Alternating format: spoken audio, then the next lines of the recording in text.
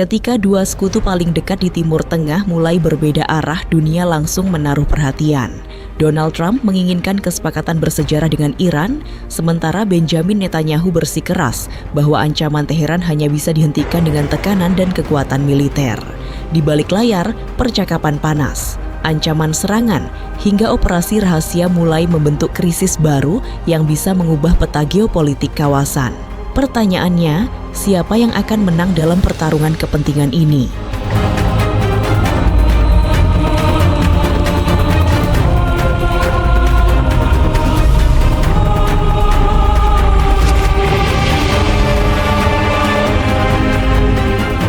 Hubungan antara Donald Trump dan Benjamin Netanyahu kini tampak memasuki fase yang semakin terbuka dan sulit disembunyikan. Berdasarkan berbagai laporan yang beredar, dari Reuters, Netanyahu menegaskan kepada Trump bahwa Israel harus tetap memiliki kebebasan penuh untuk bertindak menghadapi ancaman di seluruh kawasan, termasuk dari Lebanon, di tengah upaya Washington merancang kesepakatan baru dengan Iran.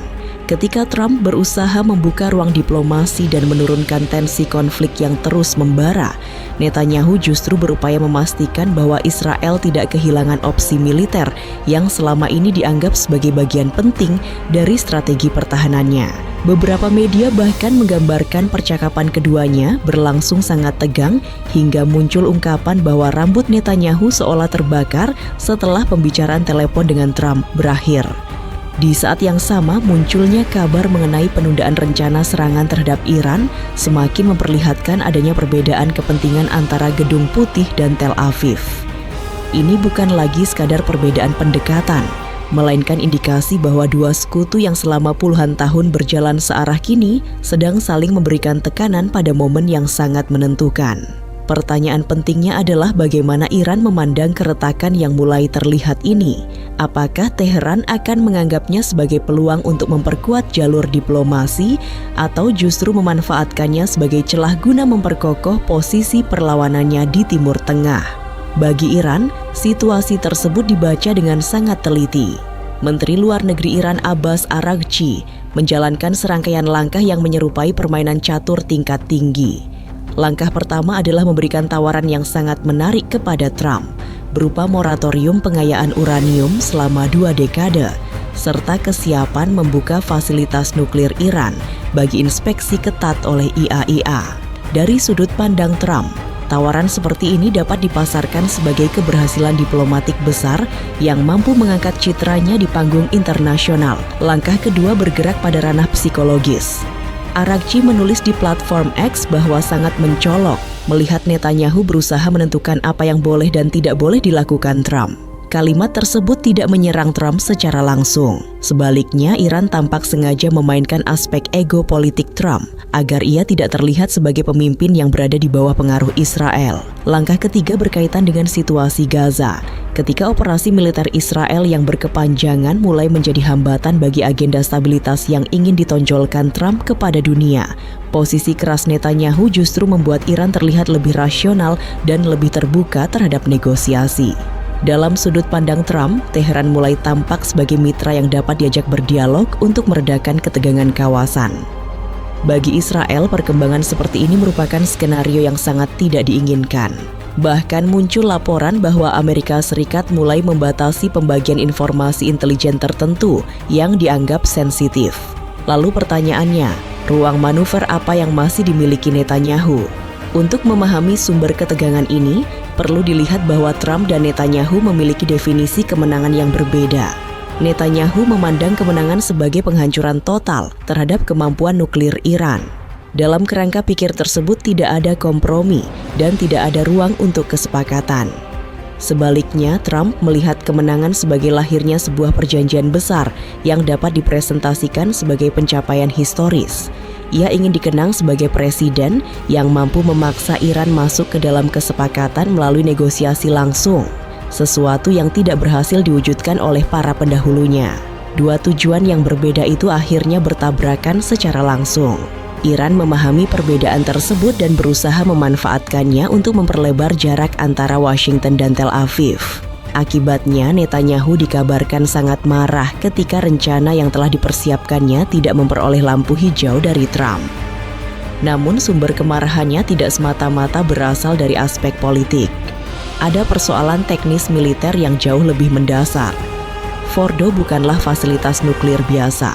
Kompleks tersebut dibangun jauh di dalam pegunungan dan terlindungi oleh lapisan batuan yang sangat tebal.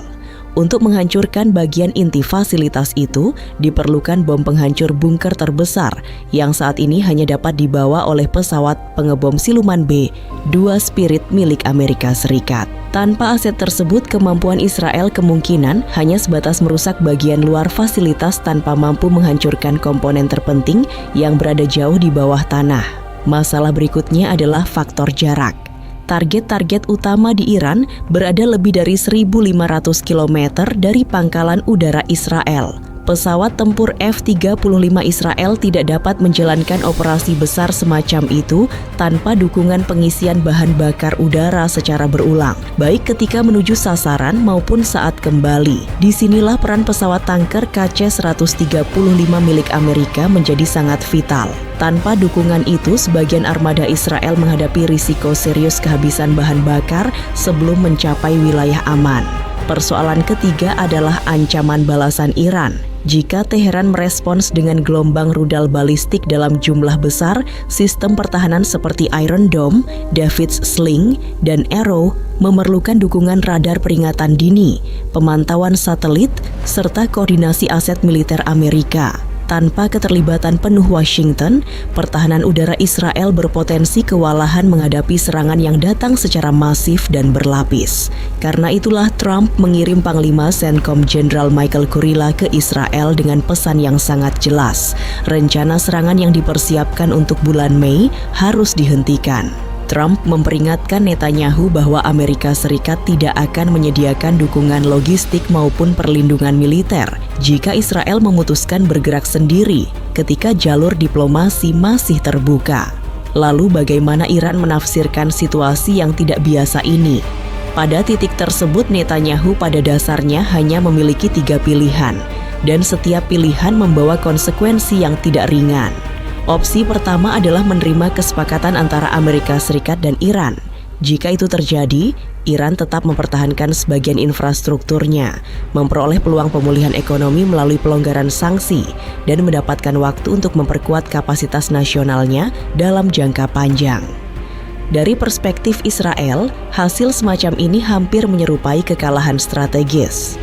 Opsi kedua adalah meningkatkan tekanan terhadap Trump melalui jaringan politik dan lobi di Kongres Amerika Serikat. Akan tetapi langkah ini juga berisiko tinggi.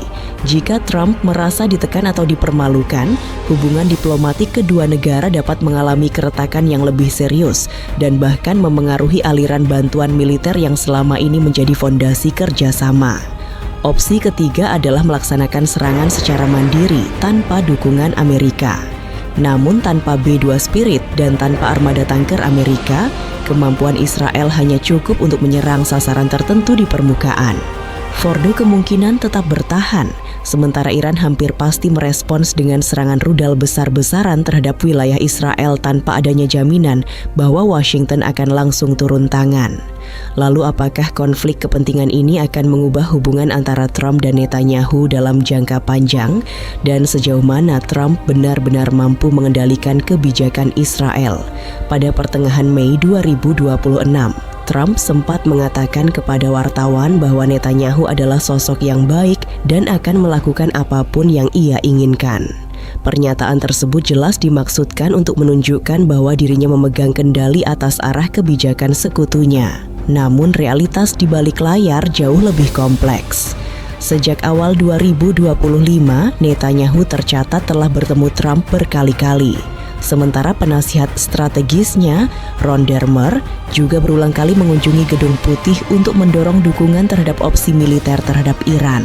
Meski demikian, Trump tetap tidak memberikan persetujuan.